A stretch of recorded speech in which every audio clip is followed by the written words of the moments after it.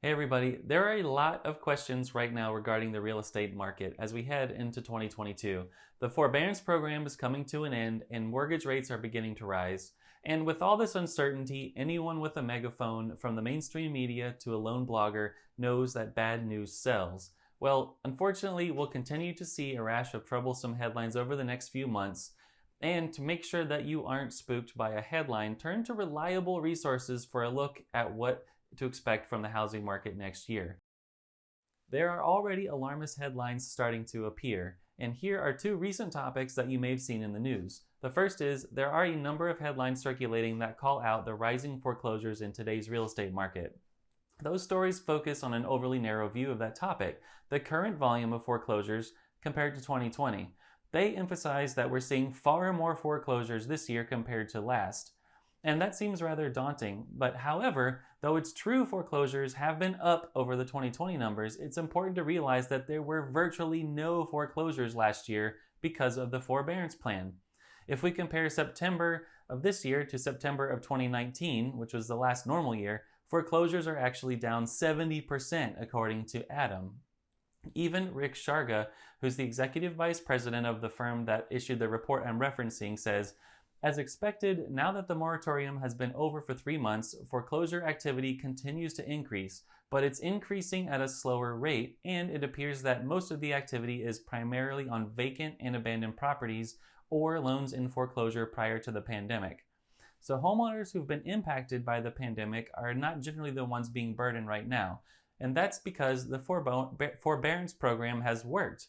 Ali Harrelson, president of Auction.com, explains that the program has done a remarkable job. She says, the tsunami of foreclosures many feared in the early days of the pandemic has not materialized, thanks in large part to the swift and decisive foreclosure protections put in place by government policymakers and the mortgage servicing industry. And the government is still making sure homeowners have every opportunity to stay in their homes. Rohit Chopra, the director of the Consumer Financial Protection Bureau, issued this statement just last week. Failures by mortgage servicers and regulators worsened the impact of the economic crisis a decade ago. Regulators have learned their lesson, and we will be scrutinizing servicers to ensure they're doing all they can to help homeowners and follow the law. Another topic that's generating frequent headlines is the rise in mortgage rates. Some people are expressing concern that rising rates will negatively impact the housing market by causing home sales to dramatically decline.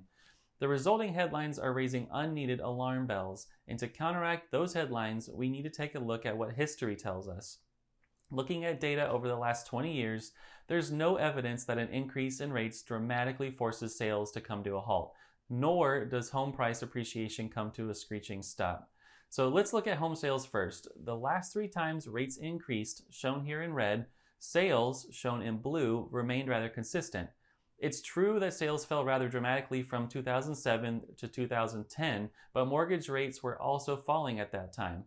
The next 2 instances showed no meaningful drop in sales. So now let's look at home price appreciation. Again, we see that a rise in rates didn't cause prices to depreciate. Outside of the years following the crash, prices continued to appreciate just at a slower rate. Bottom line is that there's a lot of misinformation out there. So if you want the best advice on what's happening in the current local housing market, send me a message with your questions. Let's get to the bottom of it together. And if you're also thinking of purchasing your first or your next home, let me know that too. I'll share with you how I work and introduce you to my team of professionals, including a highly rated local lender. I'm looking forward to your messages.